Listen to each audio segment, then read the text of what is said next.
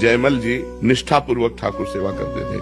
सेवा में विघ्न न पड़ जाए इसलिए उन्होंने नियम लागू कर दिया था कि जिस समय मैं सेवा में जाऊंगा उस समय किसी ने किसी भी तरह की सूचना दी तो उसे जान से मार दिया जाएगा। 4 घंटा वो ऐसी सेवा करते थे कि कोई भी उनको सूचना भी नहीं दे सकता था। जो मारडोर का राजा था, उनका भाई था, उसके मन में आया कि 4 घंटे कोई सूचना दे नहीं सकता और 4 घंटे में हम विजय प्राप्त कर लेते हैं। तो उसने आसोपास जो है जयमल जी की राजधानी को घेर लिया। अब जब ये सूचना पहुंची तो अब किसी की हिम्मत नहीं कि सेवा में वो है और जाए, क्योंकि मार डाला जाएगा। तो ये हुआ, राजमाता से प्रार्थना की कि आपको नहीं मारेंगे, जो जयमल जी की माँ थी, आप जाके केवल आज्ञा भर ले आओ।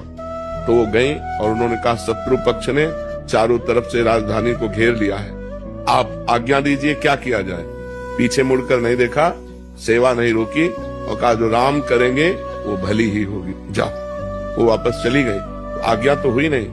तो भगवान ने जब देखा कि मेरे आश्रित इतना मेरी सेवा में संलग्नता, तो स्वयं भगवान राजपूत सिपाही का वेश धर करके जयमल जी के घोड़े पर चढ़े और जाकर के युद्ध किया। सबको मूर्छित कर दिया, घायल कर दिया, मारा एक को भी नहीं। जयमल जी जब 4 घंटा अपनी सेवा करके निकले तब उन्होंने कहा हमारा घोड़ा लाओ, मैं अभी शत्रु पक्ष को उत्तर देता हूँ।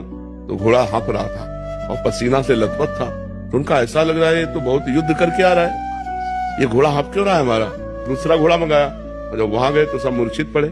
तो जो शत्रु पक्ष का राजा था उसको चेतना दिलाई, जो ही चेतना दिलाई सो जयमल जी के हाथ जोड़ के कहा जो आपका एक सिपाही आया इतना बलवान कि सबको मूर्छित कर गया, मारा किसी को नहीं, और हमको तो बाणों से भी घायल किया और अपने नेत्रों से भी घायल किया। एक बार हमको अपने सिपाही के, श्याम सिपाही के दर्शन करा दो, वो जो श्याम रंग का था। तो जयमल जी ने कहा श्याम रंग का सिपाही। तो उनकी समझ में आया वो तो मेरे भगवान थे जिनकी मैं सेवा में था। लौट के आए, घोड़े की परिक्रमा की, आरती उतारी कि भैया मेरे को तो आज तक दर्शन नहीं हुए, लेकिन तेरे को दर्शन भी हो गए और तेरे को स्पर्श भी प्राप्त हो गया। बार बार घोड़े का आलिंगन किया, घोड़े की आरती उतारी, घोड़े की दंडवत की।